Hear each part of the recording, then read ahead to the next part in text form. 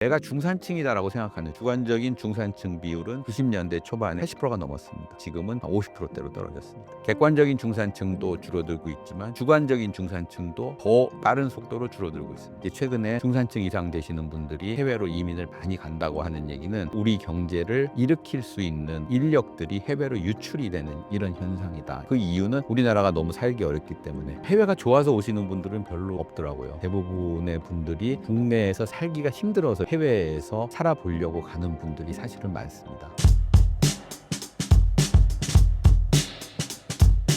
안녕하십니까. 매일경제신문사에서 경제 관련해서 글도 쓰고 경제교육도 담당하고 있는 노영우라고 합니다. 반갑습니다. 한국 경제가 IMF 때보다 더 힘들다는 말이 나오고 있는데 사실인가요? 더 힘드신 분도 있고 안 힘드신 분도 있고 여러 가지 분들이 계십니다. 지금 한국 경제 어려운 거 사실입니다. 근데 이제 IMF만큼 힘드냐 이런 거는 한번 지표를 한번 보여드리면 이해가 쉬울 것 같습니다. IMF 때는 우리나라 경제 성장률이 1998년도 마이너스 4.9%, 마이너스 5%였습니다. 지금 올해 경제 성장률은 0.9% 내지 1% 정도 예상하고 있고요. 소비자 물가 상승률, 물가도 IMF 98년도 많이 올랐습니다. 7.5% 올랐고 올해 소비자 물가 상승률은 1.8% 정도 전망하고 있습니다. 그다음에 이제 실업률 같은 경우는 98년도 실업률 되게 높았습니다. 7% 정도 됐었고요. 올해는 약 3% 정도 예상을 하고 있습니다. 이런 지표들을 놓고 보면 IMF 때가 훨씬 더 지표가 안 좋죠. 성장은 마이너스 성장을 했고 그다음에 소비자 물가 상승률도 굉장히 높았고요. 특히 이제 실업률, 고용이 굉장히 안 좋았습니다. 근데 이제 그 IMF랑 지금의 어떤 경제 상태는 약간 좀 다른 형태의 위기다 이렇게 볼 수 있을 것 같은데요. IMF 때는 약간 일시적인 충격이었습니다. 외환 위기라고 하는 것이 우리나라를 빵 때렸기 때문에 일시적인 충격에서 경제 성장률이 마이너스가 됐지만 99년도에는 다시 또 한 10% 정도 성장률이 갑자기 확 올랐거든요. 그러니까 일시적인 위기였고 외생적인 밖에서부터 오는 충격이었습니다. 그리고 우리 경제는 그 당시 강한 회복력을 발휘를 했습니다. 한 해 마이너스를 성장했고 그다음에는 경제 성장률이 굉장히 갑자기 급등을 했고 소비자 물가 상승률도 낮아졌고 실업률도 낮아졌습니다. 또 올해 이제 요즘에 일어나고 있는 위기는 굉장히 좀 지속적이고 그리고 오래됐습니다. 우리 경제가 이렇게 어려워진 지가 굉장히 오래됐고요. 그다음에 내부적인 문제, 그 밖에서 오는 충격이 아니라 내부에서부터 서서히 약간 이 골망하고 있는 상황이다 이렇게 볼 수 있고 그러다 보니까 그 강한 회복력 IMF 때처럼 이렇게 반등할 수 있는 회복 가능성 자체가 좀 낮아지고 있습니다. 이런 측면에서 현재의 위기는 지속적이고 내부적이고 회복력이 좀 덜한 이런 상태가 올해 계속이 되면서 우리나라 국민들을 점점 힘들게 하고 있는 그런 상태가 아닌가 이렇게 생각을 합니다. 제2의 IMF 사태가 터질 것이라 분석하는 분들도 있는데 어떻게 보고 계신가요?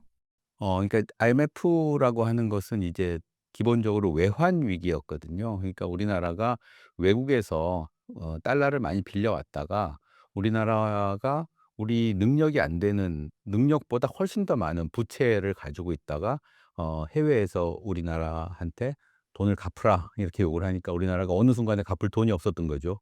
그렇게 하다 보니까 이제 국가 부도 사태가 나고 국가 부도를 막기 위해서 IMF에서 대규모의 자금을 빌려왔는데 600억 달러 정도 되는 자금을 빌려왔는데 IMF는 절대 돈을 공짜로 주지 않습니다. 돈을 공을 IMF에서 600억 달러를 빌려주면서 우리 경제에 혹독한 구조조정을 요구한 그런 것들이 이제 IMF의 위기다. 그러면서 우리나라의 어떤 경제 성장률이 떨어지고 실업률이 올라가고 많은 분들이 이제 고통을 겪게 되는 이런 위기였거든요. 근데 이제 올해 같은 경우에는 외환 위기가 다시 올 것이냐라고 하는 것은 조금 IMF 때처럼 '외환 위기가 바로 올 거다.' 이렇게 예상하기는 좀 어렵습니다. 우리나라 지금 외환이 많이 있습니다. 외환 보유고가 IMF 때랑 비교할 수 없을 정도로 많이 있기 때문에 외환 부족 사태가 단기간에 벌어질 상황은 없다. 그리고 국가 부도의 위기로 처할 가능성은 별로 없다.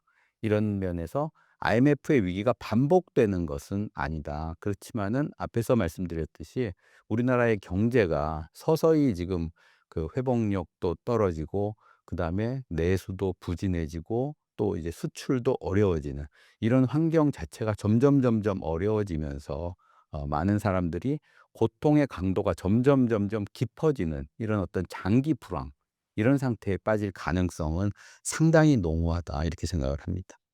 저성장, 고령화 사회에 진입한 한국의 미래는 현재와 어떤 점이 달라지게 될까요? 제가 그래프 하나 보여드리겠습니다. 우리나라가 이제 그 잠재 GDP라는 것은 그 우리 경제 실력, 우리나라가 예를 들어서 어 뭐 수능 시험을 보면 한 100점 만점에 90점 정도 받을 실력이 있는 우리 경제 실력을 잠재 GDP라고 하고요. 그다음에 이제 실제 GDP라고 하는 것은 우리가 이제 시험을 봤을 때 어떤 그 성적, 실제 성적을 얘기하는 겁니다. 근데 이제 여기서 그래프를 보면 1990 년대부터 그 잠재 GDP와 실제 GDP의 차이를 보면은 그 90 년대는 잠재 GDP보다 실제 GDP가 높았던 적, 이게 이제 플러스로 표시가 되는 거고요. 낮았으면은 마이너스로 표시가 되는 거고. 그래서 높고 낮음이 이렇게 반복되는 것이 정상입니다. 그러니까 저희가 이제 그 시험을 보다 보면 시험을 봤을 때 이제 90점 정도 맞을 수 있는 학생이 어떨 때 시험을 잘 보면 95 점도 보고 잘 못 봤을 때는 85 점도 받고 이렇게 하면서 평균적으로 이제 90 점을 받는 것이 정상적인 과정이다 이렇게 되는데 그 빨간 동그라미 안에를 보시면은 우리나라는 2012 년부터 지금까지 계속 마이너스입니다. 2022년 코로나 때 잠깐 플러스였고요. 코로나19 위기 때 반등하면서 잠깐 플러스였고 계속 마이너스. 그러니까 10년 이상 계속 실제 GDP가 잠재 GDP에 미치지 못하는 이런 상태가 10년 이상 지속이 되고 있습니다. 이건 무슨 얘기냐면 우리 경제가 90점 정도 맞을 수 있는 실력이 있는데 계속 80 점, 70 점을 가져왔다는 얘기입니다. 10년 이상. 이렇게 되면 어떤 일이 생기냐면 실력이 떨어집니다. 실력 발휘를 못하게 되면 그 실력이 떨어지고 또 떨어진 그 실력도 발휘를 못하고 이렇게 계속 악순환고리가 떨어지면 악순환고리가 형성이 되면서 우리나라 그 잠재 성장률도 떨어지고 잠재 성장률만큼도 성장을 못하는 이런 과정이 반복이 된 것이 10 년이 넘었습니다. 이런 점에서 우리나라는 이 경제가 지금 상당히 지금 부진한 상태다라고 얘기할 수 있을 것 같고요. 그다음에 이제 이렇게 된 원인 중에 하나가 이제 그 고령화 문제, 그 나이 드신 분들이 점점 많아지는 이렇게 되면 이제 일을 할 수 있는 능력이 떨어지기 때문에 이렇게 고령화 사회에 진입한 측면이 있고 청년들이 일자리를 제대로 못 찾게 돼서 청년들이 일을 못 하게 되는 이런 어떤 구조적인 문제도 있고 그다음에 생산성이라고 하는 부분, 성장률이 올라가려면 생산성이 높아져야 되는데 생산성도 계속 오르지 못하고 있고 이런 부분들이 복합적으로 진행이 되면서 우리 경제가 상당히 어려운 국면이 10년 이상 계속되고 있다 이렇게 보고 있습니다. 잠재 성장률에 대해 더 자세히 설명해 주신다면요? 잠재 성장률은 그 요 그래프를 보면서 한번 설명을 드리겠습니다. 그러니까 1985 년에 우리나라 잠재 성장률, 우리나라 실력을 나타내는 거죠. 그러니까 9%가 넘었습니다. 그리고 심지어 85 년부터 90년 사이에는 잠재 성장률이 오를 때도 있었습니다. 이 얘기는 무슨 얘기냐면 우리의 실력이 경제적인 실력이 굉장히 좋아졌다는 거고 우리의 어떤 잠재적으로 우리가 이제 우리가 일하는 거, 노동력하고 우리의 어떤 기계, 자본들하고 그리고 우리나라의 어떤 생산성 이런 것들을 감안했을 때 우리 경제는 매년 9% 가까이 성장할 수 있는 경제였다 이렇게 보는데 2025 년도 잠재 성장률 2%고요. 2026 년도 잠재 성장률 1.7% 정도 예상이 됩니다. 그러니까는 한 30년 사이에 9%가 넘던 경제가 1%대로 떨어지는 이런 과정이 진행이 됐다. 이러면은 이제 잠재 성장률이라는 거는 저희가 이제 시험을 보면 알 수 있듯이 50점 맞던 학생이 예를 들어서 한 80 점까지는 굉장히 그 빨리 성적이 올라가거든요, 열심히 공부를 하면. 근데 이제 80 점에서 90점 올라가긴 더 어려워지고 90 점에서 95점 받기는 점점 어려워지기 때문에 잠재 성장률이라는 것도 시간이 지나면서 떨어지는 것이 일반적입니다. 그렇지만은 우리나라는 그 잠재 성장률이 떨어지는 속도가 30년 새에 9% 에서 1%로 떨어지는 거는 그 속도가 굉장히 빠르다. 그래서 잠재 성장률이 떨어지는 그 속도가 빠르기 때문에 우리 경제가 장기적인 불황에 갈 가능성이 많다 이렇게 보고 있습니다. 한국이 직면하고 있는 인구 문제는 얼마나 심각한가요? 잠재 성장률이라고 하는 건 이제 아까 말씀드렸듯이 어떤 경제의 어떤 실력인데 경제의 실력이라는 것은 세 가지입니다. 첫 번째는 인구가 많아지면은 성장률, 잠재 성장률이 높아지고요. 그다음에는 자본입니다. 자본의 양이 많아지면 잠재 성장률이 높아지는 것이고 그다음에는 생산성입니다. 생산성이 높으면 잠재 성장률이 높아지는 것이죠. 근데 이제 우리나라는 기본적으로 인구 문제에서 잠재 성장률이 굉장히 인구가 급격히 감소하고 고령화되고 있는 이런 부분들이 잠재 성장률을 떨어뜨리는 상당히 큰 요인으로 작용을 하고 있습니다. 현재 이제 우리나라 합계 출산율 그 가임 여성이 아이를 낳을 수 있는 숫자가 0.7에서 0.75 사이 이 정도입니다. 그러면은 이제 부부가 결혼을 해서 자녀를 2 명을 낳아야지 인구가 유지가 되는 건데 우리나라는 지금 1 명도 안 낳고 있는 상태거든요. 이렇게 되면은 이제 어 그 인구가 굉장히 빠른 속도로 줄어들고 있고 인구가 빠른 속도로 줄어들고 있으면 일할 사람이 모자라게 되고 일할 사람이 모자라면 잠재 성장률이 떨어지는 겁니다. 아울러서 일할 사람들은 결과적으로 또 소비를 하는 사람들이거든요, 우리 경제에서. 그럼 소비도 위축이 되고 소비가 위축이 되면 경제 내에서 물건을 사려는 사람들도 줄어들고 이렇게 되면 또 물건을 만들려는 그 유인이 또 줄어들게 되고 이렇게 돼서 또 성장률이 떨어지는 이런 그 공급하고 수요 측면 두 가지 측면에서 모두 잠재 성장률을 떨어뜨리는 그런 요인이 되고 있다. 이렇게 생각을 할 수 있겠습니다. 인구 문제 이외에 한국의 경쟁력 저하에 영향을 미치는 요소는 무엇이라고 보시나요?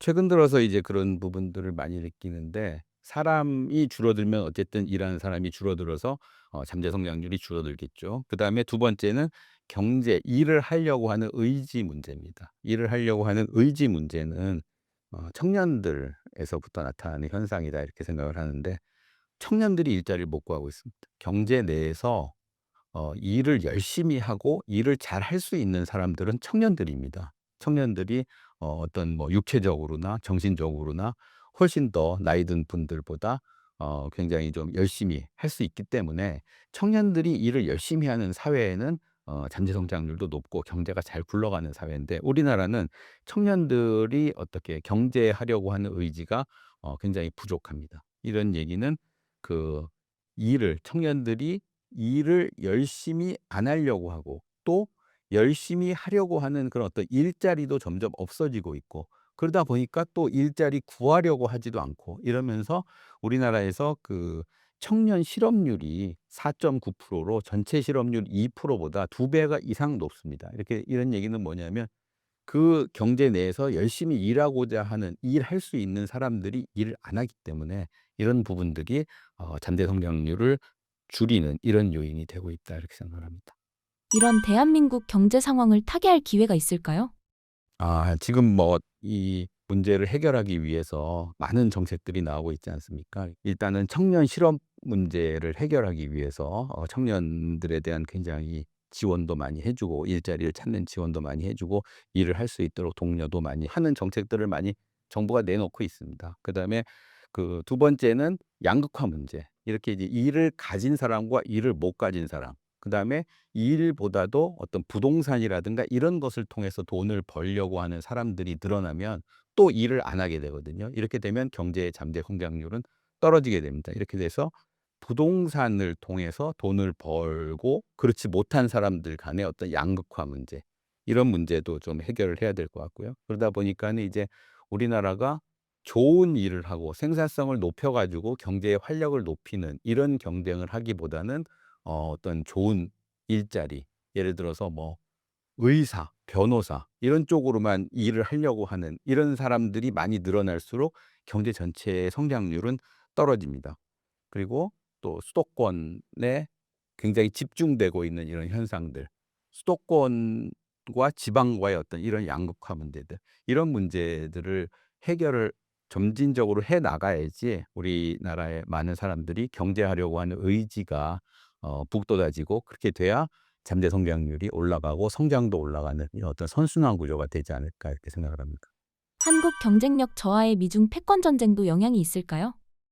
최근 들어서 그 부분이 굉장히 지금 문제가 되고 있죠. 그러니까 우리나라가 미중 패권 전쟁이라고 하는 그런 부분도 있지만 미국의 어떤 도널드 트럼프 대통령이 집권을 하게 되면서 동맹국들이 주요 타겟이 되고 있거든요. 그러니까는 어떤 오히려 이제 미국과 중국 간에는 뭔가 이렇게 합의를 해서 서로 잘 해 보려고 하는 이런 분위기가 형성이 되는 반면에 미국과 일본, 미국과 유럽, 미국과 한국 이렇게 기존의 동맹국들한테는 굉장히 많은 것을 이렇게 얻어내려고 하는, 미국에서 많은 것을 확보하려고 하는, 동맹을 압박해서 많은 것을 얻어내려고 하는 이런 분위기가 형성이 되고 있습니다. 그래서 이제 우리나라도 지금 관세를 지금 뭐 25% 에서부터 15% 까지 관세를, 지금 상당히 높은 관세를 받고 있고요. 이런 관세가 높아지면은 우리나라 수출이 어려워집니다. 우리나라는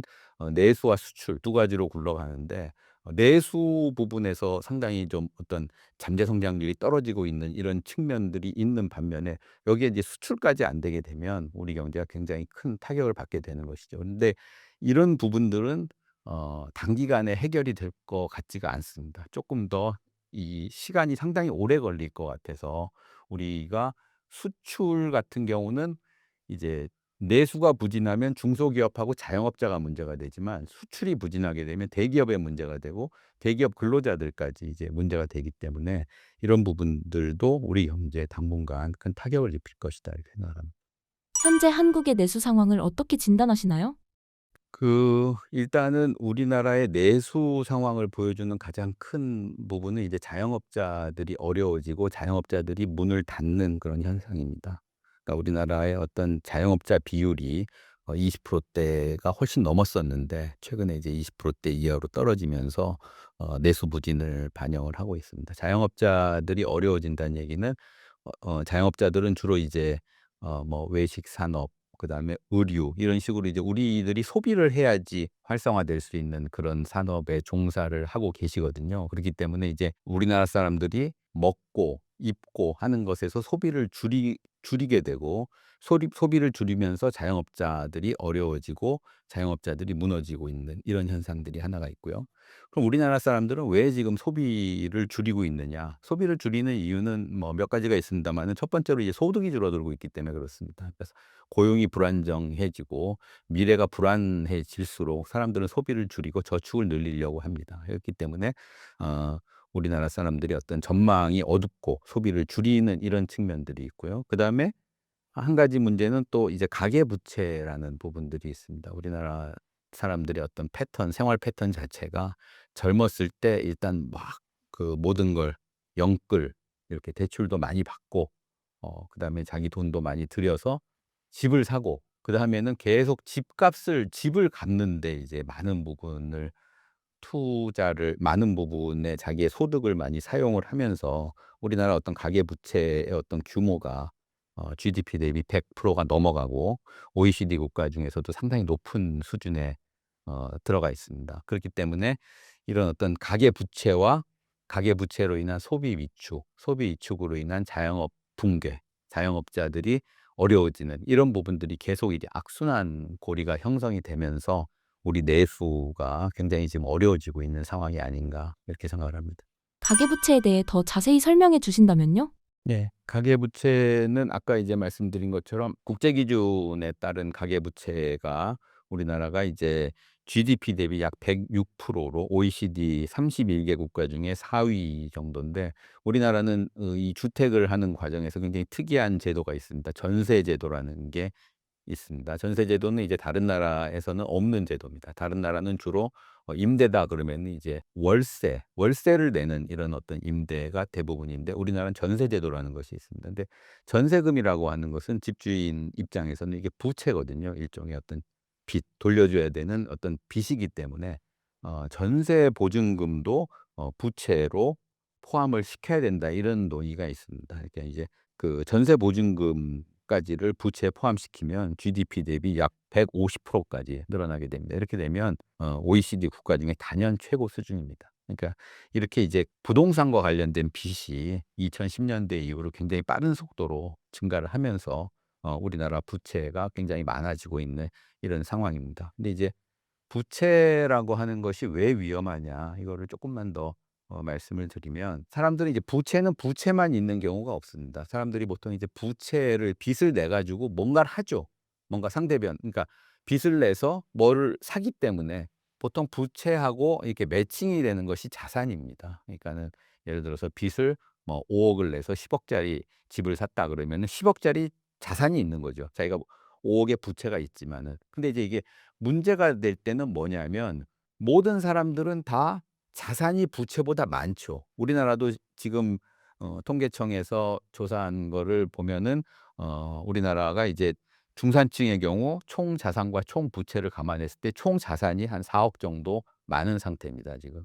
근데 이제 문제는 뭐냐면 자산값이 떨어질 때가 문제가 되는 겁니다. 자산값은 항상 변하거든요. 근데 이제 부채는 변하지를 않습니다. 그렇기 때문에 자산값이 떨어지게 되면 이 부채를 상환할 수 없는 상황에 도달하게 되고 자산을 다 팔아도 부채를 상환할 수가 없는 상황이 되면 일종의 가계부도 상태가 되는 겁니다. 그러니까 가계부도 상태가 되면 사람들은 이제 그 상태가 될 조짐을 보이면 사람들은 이제 자산을 팔아서 빚을 갚아야 되는 이런 상황이 되고 자산이 시장에 나오기 시작하면 자산값은 굉장히 더 빠른 속도로 더 많이 떨어집니다. 저희가 이제 미국의 경우도 2008 년도 그 모기 사태에서 보듯이 한 번 이 자산이 각 그 자산 부동산 값이 떨어지기 시작하면 굉장히 빠른 속도로 떨어지고 이게 부채보다 더 낮아지게 되는 이런 상황이 되면 경제에 굉장히 큰 충격을 주게 됩니다. 이런 부분들도 역시 우리나라 이제 가계부채가 굉장히 위험하다. 이렇게 얘기를 하게 되는 이유가 되고 있습니다. 현재 대한민국의 구인 배수가 IMF 이후 26년 만에 최저치라던데 이게 얼마나 심각한 건가요? 2025년 6월 달 기준으로 그 구인 배수라고 하는 거는 그 일자리가 몇 개가 있느냐, 일을 구하는 사람에 비해서 일자리가 몇 개나 있느냐 이런 이제 배율을 이제 지수로 표시를 한 건데요. 구인 배수가 0.4 입니다. 얘기는 무슨 얘기냐면 일자리를 구하고자 하는 사람은 10 명이 있는데 그 사람들이 이제 그 사람들한테 주어지는 일자리는 4 개밖에 없다는 거죠. 그러니까 이 비율이 같은 6월 달 기준으로 하면 코로나19 때보다도 더 지금 구인 배수가 낮아졌다. 이 얘기는 무슨 얘기냐면 일자리가 점점 없어지고 있다. 그렇기 때문에 고용, 취직하기가 점점 어려워진다. 이런 그 지표라고 이제 볼 수가 있는 거고요. 그다음에 이제 지표의 이면에 있는 것도 좀 문제가 되고 있는 것들이 있는데 예를 들면 이런 겁니다. 그러니까는 경기적인 요인에 의해서 구인 배수가 낮아질 수가 있습니다. 그래서 경기가 좋을 때는 예를 들어서 어떤 편의점에 아르바이트생을 한 2 명, 3명 고용하다가 경기가 또 나빠지면은 또 한번 한두 명으로 고용해서 고용을 줄이지 않습니까? 그러면은 이거는 무슨 얘기냐면 이제 일자리는 그대로 있는데 일자리가 사람이 어떨 때는 많이 고용이 됐다가 어떨 때는 작게 고용이 됐다가 이런 식으로 이제 순환이 되는 거거든요. 이러면은 이런 일자리가 이제 부족하다는 얘기는 경기가 좋아지면 일자리는 다시 늘어나게 돼 있습니다. 근데 이제 최근에 이제 이런 AI라고 하는 인공지능이 발달하고 플랫폼 이런 것들이 발달하면서 발생하는 문제는 일자리 자체가 없어지는 겁니다. 일자리 자체가 없어진다는 얘기는 내가 오늘까지 하던 일이 어느 순간에 AI가 대체를 하게 되고 그다음에 자영업자들이 고용하던 일자리도 어느 순간에 플랫폼 사업, 어떤 플랫폼 대규모 플랫폼 사업이 대체를 하게 되면서 하던 일자리 자체가 없어지는 거죠. 이렇게 되면 경기가 다시 좋아진다고 해서 그 일자리가 생겨나지 않습니다. 그렇기 때문에 이 절대적인 숫자도 문제가 되지만 그 이면에는 어떤 일자리의 부족 현상이 구조적인 문제가 될 수 있다. 이런 문제도 굉장히 좀 심각하다 이렇게 볼 수 있겠습니다. 자영업 붕괴가 곧 한국 경제의 위기로 이어질 수 있다는 시각을 어떻게 보시나요? 그러니까 자영업 문제는 굉장히 좀 오래된 문제입니다. 여러 가지가 이제 복합적으로 작용하는 문제인데 첫 번째 이제 경기적 요인이 있죠. 경기가 안 좋으면은 자영업이 안 좋죠. 그러니까는 뭐 사람들이 이제 경기가 안 좋다는 얘기는 경기의 어떤 순환 과정을 얘기하는 겁니다. 경기는 항상 이제 호황과 불황을 반복하는 거죠. 그러니까 불황이 오면 반드시 또 호황이 오고 호황이 오면 또 불황이 오고 이런 것들을 계속 반복하는 과정에서 이제 자영업자들이 어려워지는데 최근에 이제 불황이 좀 굉장히 지속이 되면서 자영업자들이 어려워지는 이런 측면이 있고요. 그다음에 이제 구조적인 문제 앞에서 말씀드렸듯이 자영업자들의 많은 일자리 자체가 자영업이 많은 것들이 대체가 되고 있는 것들. 예를 들어서 배달의 민족이라든가 이런 어떤 플랫폼 사업들이 활성화되면서 많은 자영업자들이 지금 어려워서 문을 닫게 되는 이런 어떤 구조적인 문제, 산업 행태, 산업의 어떤 변화에 따라서 구조적으로 발생하는 자영업의 그 위기 이런 측면이 있고 또 한 가지 정부 정책적인 측면도 있습니다. 그러니까 우리나라는 이제 코로나19 때 정부가 나서서 자영업자들의 부채 상환을 상당 기간 유예를 해 줬습니다.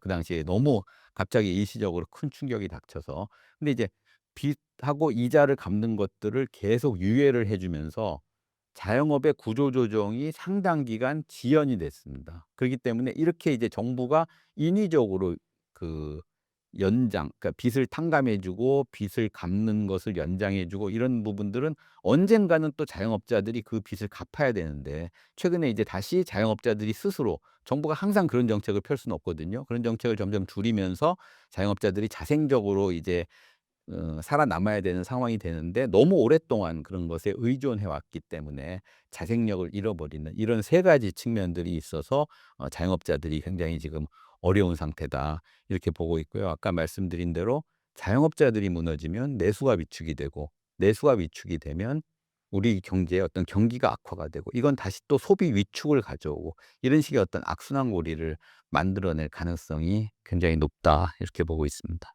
중산층 이상 계층의 해외 이민 현상이 경제에 미치는 영향은 무엇인가요?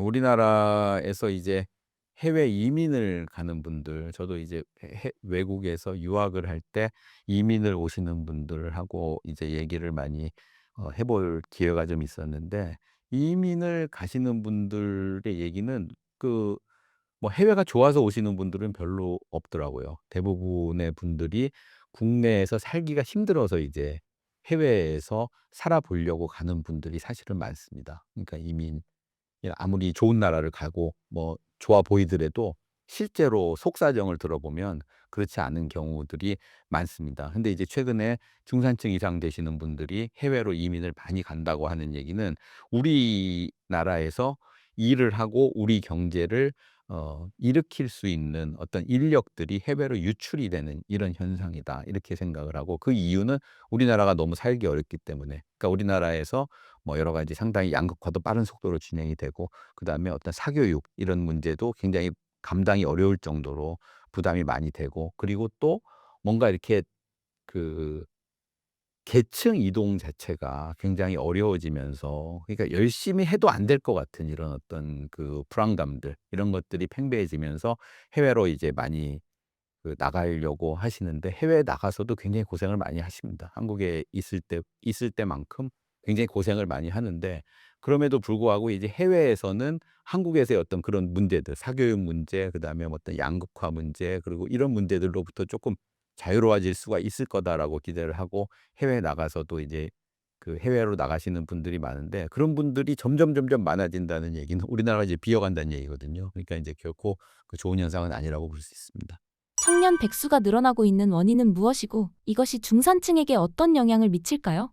청년 백수라고 하는 것도 이제 우리 경제를 굉장히 옥죄는 요인인데 마찬가지로 여러 가지 원인들이 있습니다. 첫 번째는 일자리 자체가 이제 없어지고 있죠. 그러니까 이제 대기업들이 요즘에 경력직을 많이 뽑습니다. 과거에 이제 어떤 취직을 할 때만 해도 그냥 대학교 졸업한 학생들을 뽑아서 회사에서 충분히 가르쳐서 뭔가 이제 일을 갖다가 시키면서 성장시키는 회사에 가서 일도 배우고 일도 하고 이런 고용 형태가 굉장히 일반적이었는데 최근에 이제 기업들이 청년들을 해서 가르칠 만한 여유가 없습니다. 그러다 보니까 다른 데서 일을 어느 정도 숙련이 된 사람들을 이렇게 고용을 하려고 하는 경력직을 선호하는 현상이 있고 이렇게 해서 이런 경력직을 선호하는 이유는 뭐냐면 우리 경제가 점점 쪼그라들고 있기 때문에 그렇습니다. 경제가 이렇게 성장하는 경제에서는 많은 일자리가 생기는데 우리 경제가 이렇게 수축되고 위축되고 있는 상황에서는 기업들이 계속 이제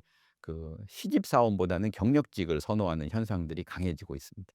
두 번째는 이제 노동을 공급하는 청년들의 어떤 상황도 좀 바뀌고 있는데 청년들도 일자리를 아주 청년들이 선호하는 일자리가 몇 개 안 되거든요, 사실은. 우리 대기업, 공기업, 금융회사, 이렇게 의사, 변호사 이런 식으로 아주 굉장히 좀 하이 퀄리티 좋은 일자리를 구하려고 하고 예를 들어서 중소기업 뭐 이렇게 좀 중견기업 이하로 떨어지면은 안 가려고 하는 거죠. 그러다 보니까 이제 공급하려고 하는 사람과 노동력을 공급하려고 하는 청년들과 청년들의 노동력을 수요로 하는 기업들 사이의 어떤 미스매치 현상, 이런 것들이 이제 발생하는 것이 청년 실업의 굉장히 하나의 원인이 되고 있고, 이러다 보니까 일자리 구하는 것을 포기하는 사람들도 늘어나고 있습니다. 그러니까는 아까 앞서 말씀드린 것처럼 우리나라 실업률이 한 4.9% 5% 정도 된다고 말씀드렸는데, 실업률 통계에 들어가기 위해서는 일을 얻으려고, 일자리를 구하려고 노력을 해야 실업률 통계에 들어가는 겁니다. 근데 만약에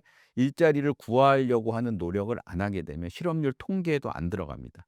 그렇게 되면 '일자리를 구해도 안 될 것이다.'라고 하는 그런 어떤 실망감 때문에 일자리 구하는 것을 포기하는 청년들도 굉장히 늘어나고 있습니다. 이런 청년들도 사실상의 잠재 실업률에, 잠재 실업자에 해당이 되는 거거든요. 이런 어떤 그 수치상의 실업자와 잠재 실업자까지 합치면은 우리나라의 실업률은 지금보다 굉장히 높아질 거다, 청년 실업률은. 이런 얘기도 많이 하고 있어서, 그러니까 이런 현상이 발생을 하게 되면 우리나라의 중산층은 점점 줄어들게 되는 겁니다. 그러니까 중산층이라고 하는 것은 청년들이 일자리를 갖고 열심히 일을 해서 어떤 성장해 나가는 이런 과정이 이제 중산층을 확대시키는 원인인데, 청년들이 일자리를 갖기를 포기하고 일자리를 가질 수 있는 기회도 없어지고, 그러다 보면은 뭐 청년들이 뭔가 이렇게 계층을 상승시키려고 하는 이런 어떤 노력이라든가 결과라고 하는 것들이 점점 줄어들기 때문에 우리나라의 중산층이 점점 얇아지는 그런 원인이 되지 않나, 이렇게 생각을 합니다. 미국의 관세로 인해 우리나라 근로자들은 어떤 타격을 입게 될까요? 그러니까 이제 아까 말씀드렸듯이 이제 미국의 관세는 아주 간단합니다. 미국의 관세가 높아지면 우리나라 수출이 줄어듭니다. 그러니까 무슨 얘기냐면, 우리나라가 예를 들어서 2만 불 정도 하는 자동차를 미국에 팔았다 이거죠. 이만 불 정도 되는 자동차를 팔았는데 관세율이 지금 15%, 뭐 20% 이렇게 올라가게 되면 2,400만 원, 뭐 2만 달러, 2만 4천 달러 이런 식으로 가격이 한 20% 올라가는 거거든요. 그러면 사람들이, 이제 미국 사람들이 그 차를 사지 않겠죠. 그렇게 되면 이제 수출이 줄어들게 되고, 수출이 줄어들게 되면 이렇게 이제 연결고리가 형성이 됩니다. 그러니까 이 예를 들어서 현대자동차의 수출이 줄어들면 현대자동차는 수출하는 물건을 내수로 국내에서 팔게 되겠죠. 국내에서 팔게 되면 국내에서 그 차를 사고자 하는 사람들이 줄어들게 되고, 국내에서 그 차를 사고자 하는 사람들이 줄어들게 되면 내수 경기도 위축이 되는 겁니다. 이렇게 되기 때문에, 그러니까 우리나라의 대기업들, 그러니까 수출하는 기업들은 보통 대기업들이거든요. 그러니까 대기업들이 수출이 어려워지게 되면 결과적으로 고용을 줄이게 됩니다. 고용을 줄이게 되면 결과적으로 거기서도 실업이 발생하게 되고, 이런 부분들이 계속 이어지게 되면 우리 경제가 굉장히 어려워지는 이런 상황이 되는 거죠. AI가 확산되는 현상이 중산층에게 어떤 영향을 미칠까요? 두 가지 효과가 있습니다. AI는 긍정적인 효과와 부정적인 효과가 있는데요. 첫 번째는 AI가 발달하게 되면서 AI를 활용할 수 있는 사람들, 그러니까 중산층 중에서, 중산층이건 상류층이건 하류층이건 AI를 활용할 수 있는 사람들은 생산성이 굉장히 빠른 속도로 늘어납니다. 그러니까는 저희도 이제 저도 이제 기사를 써보면 AI를 잘 활용을 하게 되면 좋은 기사를 빨리 쓸 수가 있더라고요. 그래서 어떤 그 개인적인 생산성을 증가시키는 이런 요인이 있고, 두 번째는 AI가 기존의 노동을 대체하는 효과도 있습니다. 그러니까 무슨 얘기냐면, 예를 들어서 한 10명 정도의 근로자가 있었는데 AI를 활용하게 되면 한 2명 정도가 10 명의 일을 할 수 있게 되는 거거든요. 그래서 그러면 2 명은 어떤 아주 생산성이 높아지고 어떤 좋은 일을 할 수 있는 기회를 얻게 되지만, 나머지 8 명은 일자리를 잃어버리게 되는 겁니다. 이렇게 돼서 그 AI가 확산되면 결과적으로 중산층이 소수의 승자와 다수의 패자로 양극화가 되는 이런 현상이 발생할 가능성이 높습니다. 이게 되면 이제 우리나라가 한 가지 좀 그 수치를 말씀드리면, 1990 년대 초반, 1992년 3년 이때는 우리나라 중산층 비율이 한 75% 정도 됐었거든요. 그 비율이 지금 어 2024 년, 2025 년에는 그 비율이 60%대 정도, 60% 초반으로 떨어졌습니다.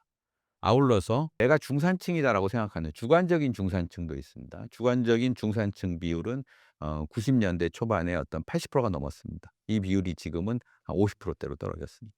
객관적인 중산층도 줄어들고 있지만 주관적인 중산층도 더 빠른 속도로 줄어들고 있습니다. 이 얘기는 무슨 얘기냐면 중산층이 객관적으로 줄어들고 있지만 심리적으로 '내가 더 이상 잘 살 수 있을까? 잘 살기 어렵다.'라고 생각하는 사람의 비율은 더 빠른 속도로 늘어나고 있는 것을 반영하는 지표입니다. 이렇게 중산층들이 줄어들게 되면 이제 우리나라의 어떤 경제 활력이 떨어지기 때문에 이런 부분들을 다시 회복시키려는 어떤 대책이라든가 노력이 필요하지 않을까 이렇게 생각을 합니다. 5060 세대의 급격한 은퇴가 나타내고 있는 위험 신호에는 어떤 것들이 있나요? 우리나라가 베이비 부머 시대라고 하죠. 그러니까는 그 출생률이 굉장히 높았던 시대가 있습니다. 그중에 하나가 이제 1964 년부터 1974 년생까지 그때 사람들이 굉장히 많이 태어났었거든요. 이제 아마 그 그때 이제 생활을 하셨던 분들 말씀을 들어보면 알 수 있을 것 같은데, 근데 이제 그분들 중에 약 950만 명 정도가 2024 년부터 10 년간 법정 은퇴 연령 60 세에 진입을 하게 됩니다. 이렇게 되면 그 은퇴하시는 분들이 굉장히 많이 늘어나겠죠, 결과적으로. 그러니까 2024 년부터 2034 년까지 10 년간 지금부터 이제 은퇴하시는 분들이 굉장히 많이 늘어나는데, 요즘에는 되게 젊지 않습니까, 사람들이? 굉장히 좀 고령화 사회가 진행이 되면서 그분들이 옛날 같으면 이제 은퇴를 해서 이제 집에서 편하게 쉬시는 분들이 많았는데 그분들이 이제는 일을 해야 되는 상황입니다. 그러니까는 은퇴를 하더라도 뭔가 일을 해야지 소득이 유지가 되고 어떤 소비 활동을 할 수 있는 이런 어떤 세대가 되고, 또 일을 할 수 있는 그런 어떤 육체적이라든가 정신적인 능력이 있고요. 그렇기 때문에 이제 이런 분들이 이제 취업 시장에 많이 이제 나오게 되는데 일자리는 그렇게 많지가 않죠. 우리나라가 아직 그분들을 위한 일자리, 은퇴하신 분들을 위한 일자리는 아직 준비가 안 돼 있기 때문에 거기서 또 경쟁이 굉장히 치열해지고, 거기서 또 일자리를 얻은 분과 안 얻은 분들 사이에 어떤 양극화 현상도 벌어지고, 그래서 일자리를 못 얻은 사람들의 어떤 심리적인 불안, 그다음에 사회로부터의 어떤 소외감, 이런 것도 커지고, 이렇게 되면서 이제 우리 사회가, 아까는 이제 젊은 층 말씀드렸는데 젊은 층은 일자리를 처음에 이제 구하지 못해서 문제가 되고 있는 반면에 은퇴하신 분들도 뭔가 이제 사회로부터 소외되는 것에 대한 두려움, 이런 것들이 이제 합쳐지면서 우리나라가 이제 고령화 사회가 진행이 되면서 여러 가지 좀 위험 신호가 나오고 있지 않나 이렇게 생각을 합니다. 현재 한국의 상황을 과거의 일본과 비슷하다고 보는 사람들도 있는데 이유가 무엇일까요? 일본과 관련된 얘기는 이제 일본은 1980 년대 후반부터 이제 1990 년대 들어오면서 저성장, 그러니까는 굉장히 이제 성장률이 굉장히 낮아졌고요. 그러다 보니까 이제 일본 정부가 돈을 많이 풀었는데도 물가가 오르지 않고 성장이 회복되지가 않았습니다. 그래서 저물가가 지속이 되고, 그다음에 금리도 굉장히 낮았고, 이렇게 해 가지고 이제 일본은 저금리, 저성장, 저물가 이런 것들이 상당 기간 지속이 되는 그런 과정을 우리가 이제 "일본화 현상이다." 이렇게 이제 얘기를 했었습니다. 그래서 이제 국가별로 일본화 지수라는 것을 만들었습니다. 그러니까는 '얼마나 우리나라 경제가 일본처럼 될 것이냐.'라는 것을 한번 생각을 해 보자. 이렇게 해 가지고 이제 일본화 지수를 만들었는데, 일본화 지수라고 하는 것은 정책 기준금리, 지금 우리나라의 경우에는 한 2.5% 정도 되는 정책 기준금리하고, 그다음에 물가 상승률, 그리고 현재의 GDP가 잠재 GDP에 못 미치는 그 비율. 그러니까 이건 어떤 저성장 지표라고 볼 수가 있습니다. 저성장 지표 세 가지를 합쳐서 지수를 만들었는데, 요 그래프에서 보시는 것처럼 우리나라는 지금 일본보다는 높습니다. 2024년 기준으로.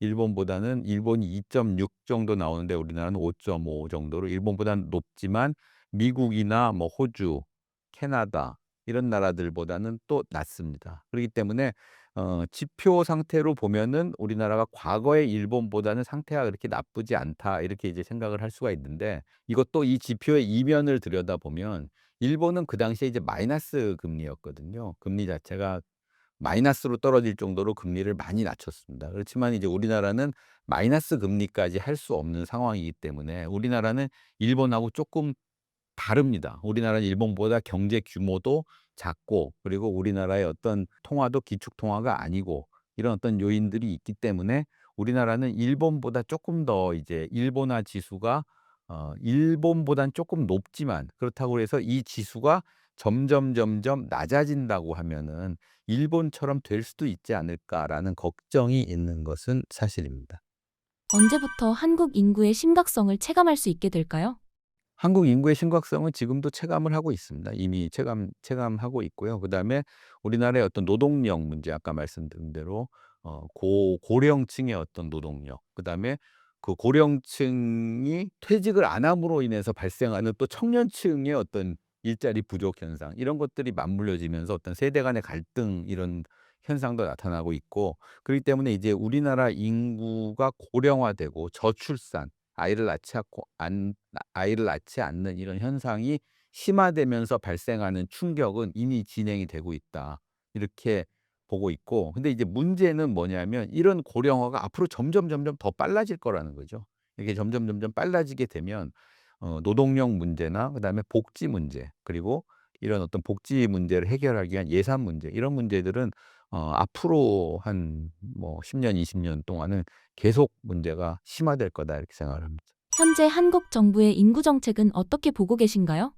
한국 정부가 지금 그 저출산 고령화 문제를 풀기 위해서 굉장히 노력을 많이 하고 있습니다. 연간 예산도 90조 원이 넘고요. 그다음에 이제 우리나라의 출산율 아까 말씀드린 대로 0.723 뭐 0.75 까지 됐다는 수치도 있고 한데 2030 년까지는 이 수치를 1로 올린다는 것이 어떤 정부의 목표입니다. 그러면 이제 문제는 정부가 얘기하는 것은 항상 이런 거죠. "아이를 낳으면 정부가 키워준다." 이런 얘기입니다. 근데 이제 그래서 아이를 많이 낳는 가정에 대한 지원, 혜택 이런 것들을 많이 늘리고 있거든요. 근데 이제 문제는 아이를 낳으면 정부가 키워준다고 하는데 아이를 낳지는 않습니다. 이제 이 문제는 왜 그러냐 하면 많은 분들한테 이제 한번 여쭤보고 인터뷰를 해본 적이 있는데 "아이를 왜 낳지 않습니까?" 이렇게 물어봤을 때 많은 분들이 이렇게 얘기를 합니다. 그러니까 "아이를 낳으면 나보다 못한 인생을 살 것 같아서." 그러니까 본인의 인생보다 못한 인생을 살 것 같다라고 생각해서 아이를 안 낳는다는 거거든요. 그러니까 이제 부모의 마음은 충분히 이해가 갑니다.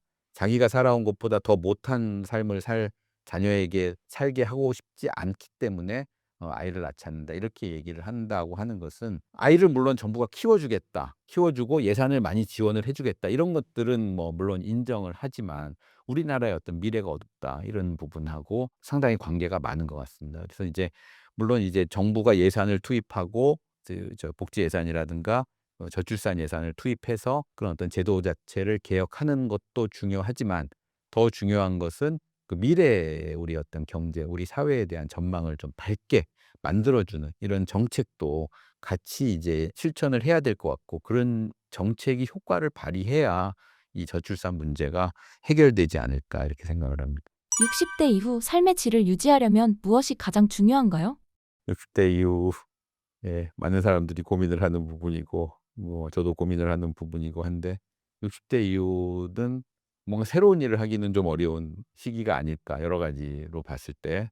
그렇기 때문에 이제 하던 일을 기반으로 해서 '새로운 일을 찾는 것이 일단 중요하지 않을까.'라는 것이 그런 생각이 들고요. 그다음에 두 번째는 '소득이 줄어드는 것은 불가피하다.' 계속 뭐 우리나라의 어떤 그 소득의 어떤 그 과정을 보면 45 세에서 50 세까지가 소득이 제일 많습니다. 그리고 이제 그때 이후로는 모든 사람들의 어떤 소득이 이제 줄어드는 그런 이제 상황인데 평균적으로 보면 당연히 60대 이후에는 과거보다는 소득이 줄어들겠죠. 그러니까 소득이 줄어드는 것을 받아들이고 그렇다고 해서 소득이 0이 되면 안 되니까 소득이 없으면 안 되니까 소득이 줄어드는 것을 받아들이더라도 어떤 나름대로의 어떤 일자리 나름대로 안정적인 일자리를 찾는 것이 무엇보다 중요하다 이렇게 생각이 되고요. 그다음에 이제 투자 같은 경우 그러니까는 이제 소득이 줄어들수록 사람들은 이제 굉장히 어떤 대박을 노리는 투자를 하게 되는데 그런 투자를 해 가지고 성공하는 경우보다는 실패하는 경우가 더 많은 것 같습니다. 그리고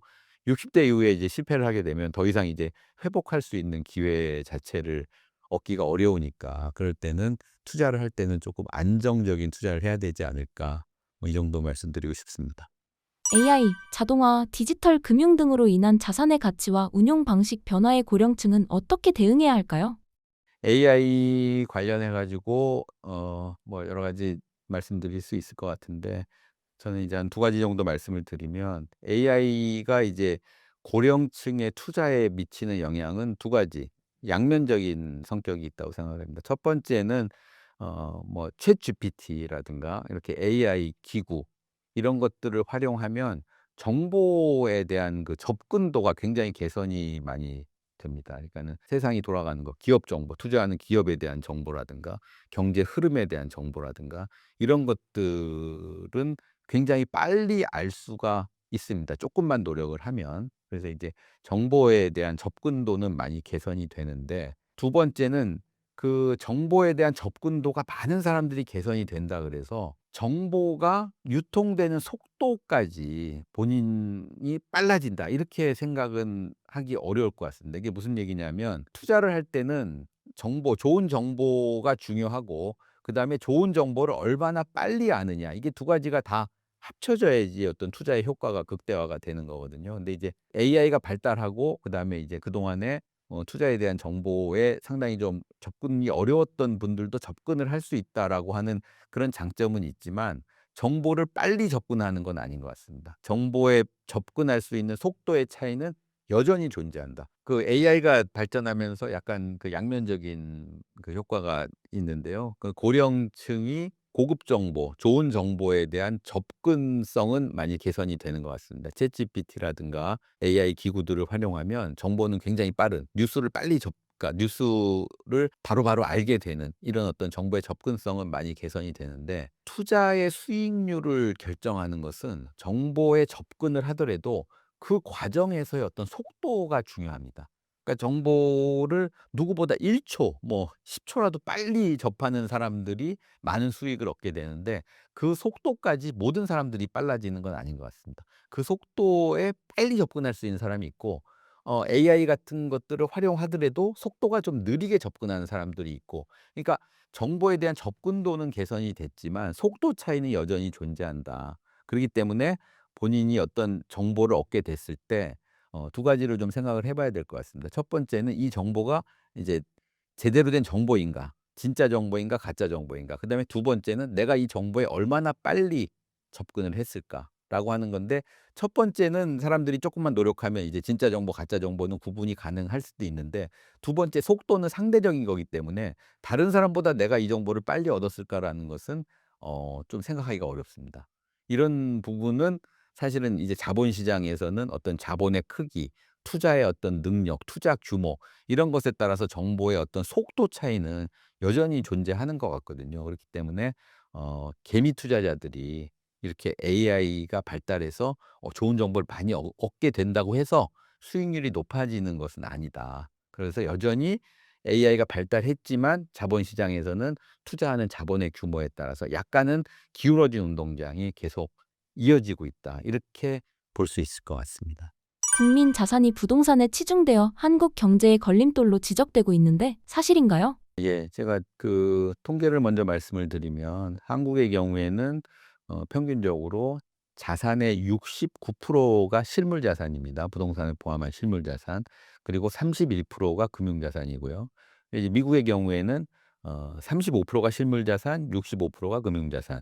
일본은 45%가 실물 자산, 55%가 금융 자산. 이래서 이제 우리나라 어떤 그 실물 자산, 부동산을 포함한 실물 자산의 비율이 미국이나 일본보다 굉장히 높은 것은 사실입니다. 근데 이제 아까 말씀드렸듯이 이 자산이 자산만 있는 것이 아니라 자산은 우리나라의 이 실물 자산, 특히 부동산 자산은 부채랑 굉장히 직접적으로 연결이 돼 있다. 그래서 자산이 높다는 것은 부채도 많다. 이런 것을 내포하고 있는 거거든요. 그렇기 때문에 이제 그 자산 가격이 계속 올라가면 뭐 부채가 많다 그래도 별 상관이 없습니다. 그렇지만 이제 자산값이라고 하는 것은 거품이 생길 수도 있고요. 자산값은 또 어느 순간에는 떨어질 수도 있고 그래서 이제 부채가 상당히 낮다 그러면 자산값이 떨어지더라도 뭐 괜찮은데 우리나라는 자산에 대한 부채 비율이 굉장히 높기 때문에 자산값이 떨어졌을 때 결과적으로 부채보다 밑으로 가게 되면 자산을 팔아서 부채를 갚아야 되는 이런 상황이 벌어지기 때문에 이럴 경우에는 경제에 굉장히 큰 충격을 줄 수가 있습니다. 이런 점에서 우리나라는 미국이나 일본보다 실물 자산 비율이 과도하게 높다. 이것이 경제에 충격을 줄 수 있는 수준이다. 이렇게 볼 수 있겠습니다. 최근 정부의 강력한 부동산 정책에 대해서 어떻게 평가하시나요?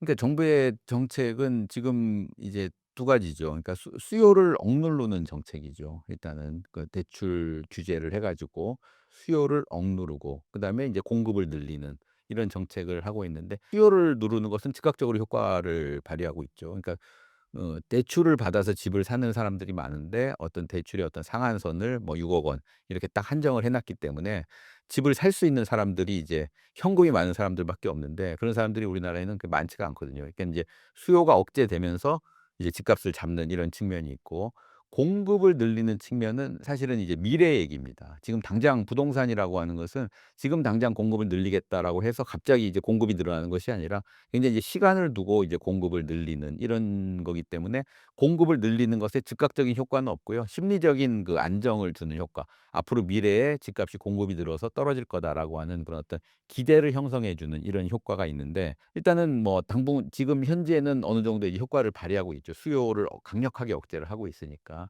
근데 이제 수요를 인위적으로 억제하는 것은 한계가 있습니다. 어느 순간에 이제 이게 폭발할 수 있는 그런 과정이 있고 또 수요를 억누르면 계속 더 강도 높게 억눌러야 되는 이런 상황이 발생을 하는데 이러면은 이제 시장에 어떤 왜곡이 발생을 하거든요. 그러니까는 이제 보다 이제 근본적인 대책은 수요 자체를 줄이는 정책. 그러니까 지금은 사람들의 수요는 있는데 수요를 못하게 억누르는 정책인데 수요 자체를 줄여야 됩니다. 그러니까는 이 집에 대한 수요 자체를 줄이는 정책은 어떤 특정 지역에 몰리는 그런 어떤 그 수요 이런 것들을 줄일 필요가 있습니다. 그 얘기는 무슨 얘기냐면은 예를 들어서 뭐 학군 때문에 어떤 강남 지역에 집값 수요가 몰린다 이렇게 되면 그 학군에 대한 어떤 장점 이런 것들을 분산시킬 필요가 있거든요. 어떤 지방에도 혜택을 주고 그다음에 서울의 어떤 변두리라든가 수도권 전체적으로 혜택을 줘서 그 수요 자체가 분산되게 만들어서 집값을 이제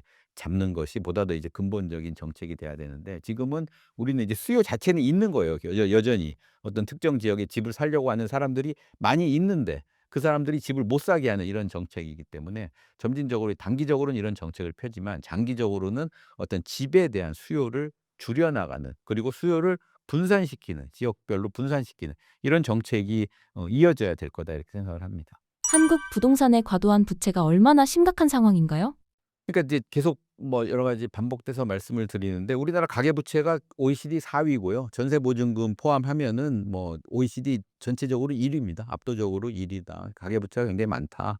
그리고 가계부채의 가장 근본적인 이유는 부동산 부채다. 부동산 관련된 부채다. 이런 얘기이기 때문에 우리나라 부채가 뭐 부동산으로 인해서 굉장히 과도하게 많은 것은 사실이죠. 예. 그렇기 때문에 이제 이 부채 문제가 경제에 항상 잠재적인 뇌관이 되고 있다. 이 문제는 결과적으로 이제 두 가지 문제를 발생을 시키는 겁니다. 그러니까 부채가 늘어나서 우리가 이제 소비를 못하는 측면, 부채가 늘어나서 이제 빚을 갚느라고 소비를 못하는 측면, 소비를 못하면 이제 경제를 갖다가 위축시키는 이런 측면이 있고요. 두 번째는 집값이 떨어져도 문제입니다. 요즘 같은 때는.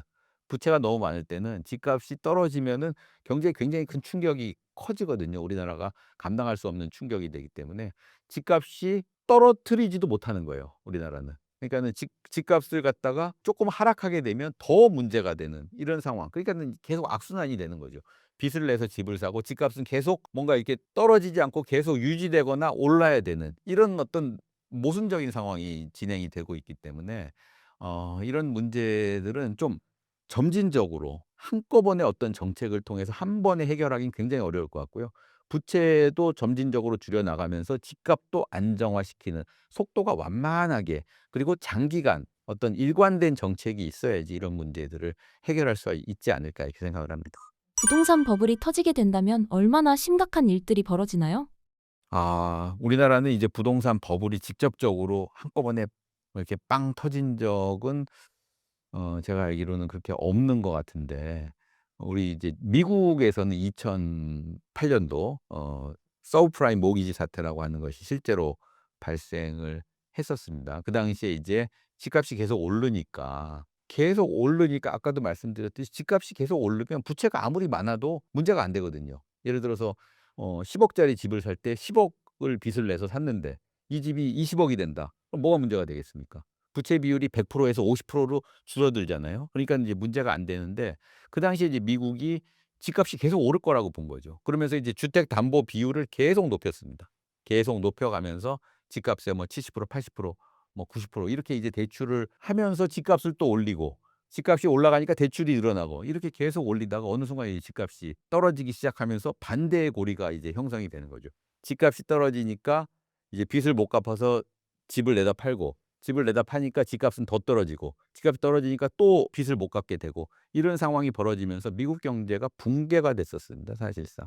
그러니까 미국처럼 저렇게 큰 경제 그 달러를 이렇게 기축통화를 발행하고 세계 최고의 최강의 경제 가장 경제 규모도 크고 가장 양질의 경제라고 생각하는 미국도 그렇게 이제 부동산 버블이 터지게 되면 그 충격을 감당을 못해 가지고 결국은 이제 전 세계를 상대로 양적 완화라고 하는 그 정책을 펴 가지고 그 미국의 어떤 부실 문제, 그다음에 경기 위축 문제, 인플레이션 문제를 다른 나라로 수출하면서 이제 미국을 살린 이런 어떤 굉장히 큰 문제가 있기 때문에 그 우리나라 같은 경우는 미국보다도 경제 규모도 작고요. 그리고 우리나라는 굉장히 취약합니다. 대외 환경 변화에 의해서. 우리나라는 소규모 개방 경제라고 하기 때문에 대외 변수에 의해서 굉장히 취약하고 그리고 또 우리나라는 조금 약간의 충격만 있어도 그 충격을 감당할 수 있는 내성도 굉장히 부족합니다. 그러니까 미국도 그런 어떤 부동산 버블이 터지면 그런 경제 위기를 겪는데 우리나라는